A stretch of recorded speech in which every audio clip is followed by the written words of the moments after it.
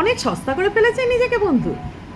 কারোরটাকে instant সাড়া দেওয়া, কারোর বিপদে সবার আগে ঝাঁপিয়ে পড়া, এগুলো দিন শেষে আপনাকে কী দিয়েছে? মানুষের কাছে সস্তা বানিয়ে দিয়েছে।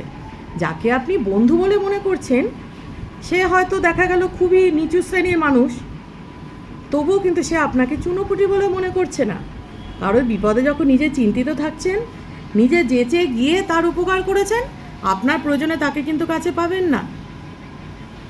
কারোর মেয়ে হসপিটালে ভর্তি থেকেছে, আমি নিজে গিয়ে তাকে সাহায্য করেছি, নিজের সমস্ত কন্ট্যাক্ট কাজে লাগিয়ে, নিজের হাজব্যান্ডকে কাজে লাগিয়ে তাকে প্রাণে বাঁচিয়েছি, কিন্তু বিনিময়ে কী পেয়েছি জানেন? অপমান।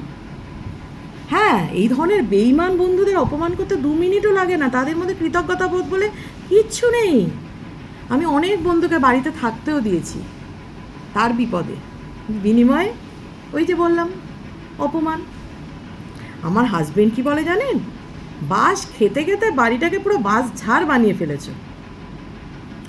কারোর অপমান দেখলে আমি সবার আগে ঝাঁপিয়ে পড়তাম, তার পাশে দাঁড়াতাম। তারপরে দেখা গেছে যার জন্য বলেছি সেই আমাকে অপমান করেছে।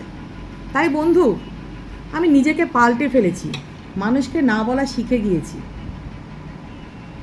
লেটস গেট চেঞ্জড, চলো পাল্টাই।